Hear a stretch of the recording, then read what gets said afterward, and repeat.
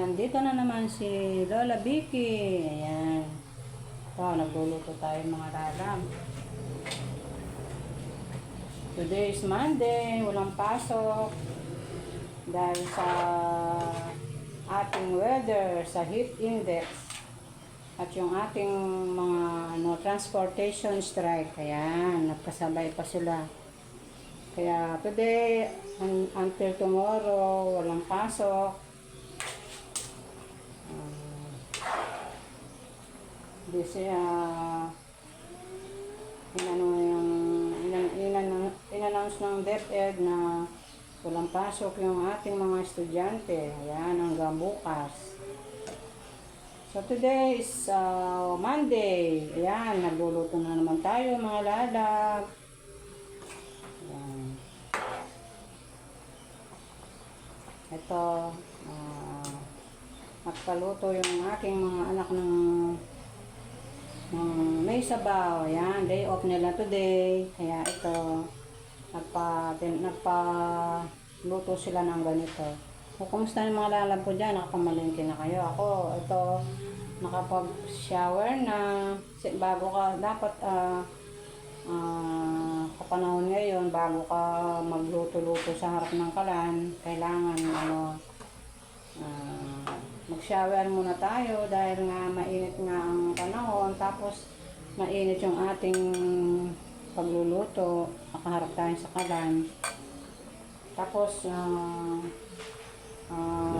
pag hindi ka naligo, pagkatapos ng maliligo ka agad, masama yun po sa ating kalusugan, di ba?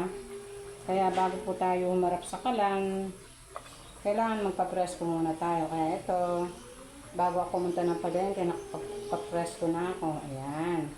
Ito mga lalag, ito ang ating for today's video. Ito, ganito ang ating lulutuin.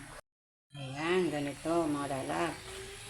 Ito ay tinolang manok. Ayan, bumili ako ng wings, chicken wings. Ayan, ito ang gusto ng mga anak ko na magpabili sila ng chicken wings. Ayan, tinola daw ang gusto nila. Ayan. Ito mga lala, nalagay na natin yung ating sayote. At ito ang masarap na lalagay natin ang malunggay. Ayan. Fresh na malunggay. O, diba mga lalag? Ayan. Ito ang ating panghalian for today. Yan.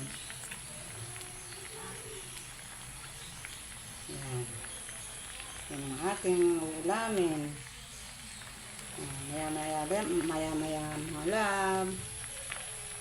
Ito, walang pasok ngayon, Monday. Ayan, naglilibang itong mga bata. Dito sa amin, ayan, meron kaming pool. Binili ang anak ko na para may libangan ng mga bata dito. Para pampatalino. Ayan. Oh, hi kayo mga bata. Ayan, saya-saya nila kahit mainit. Ayan. Dito sila sa kanila